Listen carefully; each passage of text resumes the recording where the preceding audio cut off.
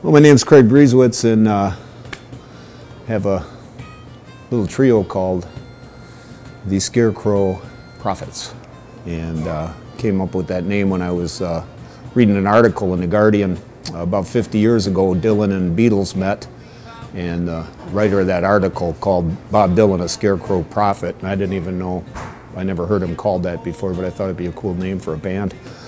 I've been playing a little bit with Jesse Kuntz, is a neighbor of mine, and we've been playing together for a while. And the bass player is Gus Ovarsi, and he's my niece's husband. He comes from New Jersey, and he's a very talented bass player, so we just started getting together. He brought over the bass at a family function, and all of a sudden I'm like, wow, I didn't know you could play the bass like that. So Jesse had asked me if we wanted to do a gig down here, and I thought, you know, hey, we'll bring Gus aboard and this will work out pretty well. So he's been practicing, we've been practicing a little bit. I've been playing a long time, so he's backing me up. Jesse's backing, you know, that's going to be my rhythm section, and so look forward to playing. Yeah, this guitar goes back with me a long time, and I purchased it. It's one of my better buys, I guess. This one guy, I used to work in the bars in Milwaukee, cleaning beer lines actually, and this guy told me he had this Gibson acoustic guitar, and he showed it to me. I didn't have a lot of money at the time, and he said, well, what do you have? What can you offer me for it? You know, I said, he wanted at the time these little electronic keyboards were just coming out, and I had one of those worth about $100. And he wanted one of those because he was in an accordion, like a polka band. And he said, well, that's great, but the guitar's worth more than that. And I said, well, he goes, you got any cash? I said, well, I got about 15 bucks. He said, well, you got anything else? You got any old TVs? I said, yeah, I got an old TV that don't work. He said, throw that in and we'll make a deal. So $100 keyboard, $15, and an old broken TV. So, and I've been with this guitar for 30 years.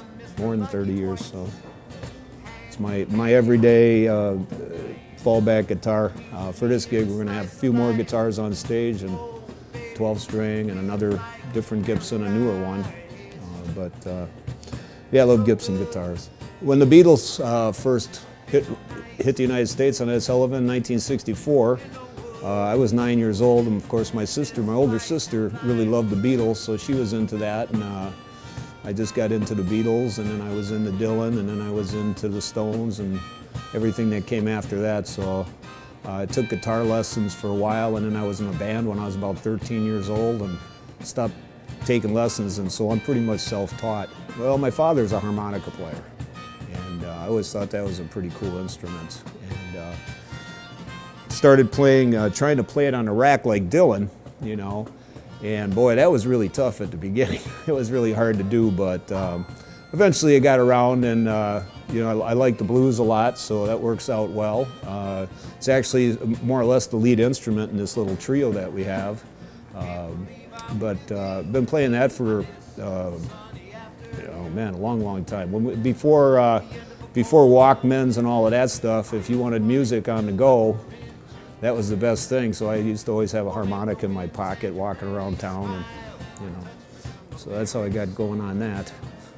Well, I think that they can expect a lot of fun. I sure have a good time, so I think that spreads out into the audience. Yeah, it's things that you're going to be familiar with, some Beatles and some Dylan and some Neil Young and some Van Morrison, Johnny Cash. Things like that. So there'll be some familiar tunes, and then there'll be some tunes that I've written that you might not be so familiar with, like the one we just played.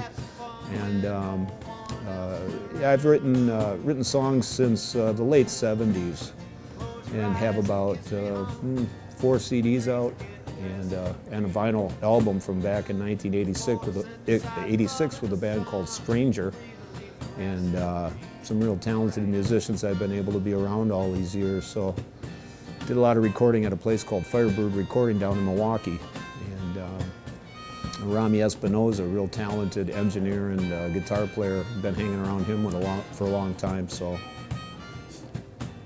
yeah, well, we hope to see everybody out there on Saturday, and If anybody from the Oshkosh areas has seen me at the farmers market, come down and see what I sound like with a bass player and a drummer.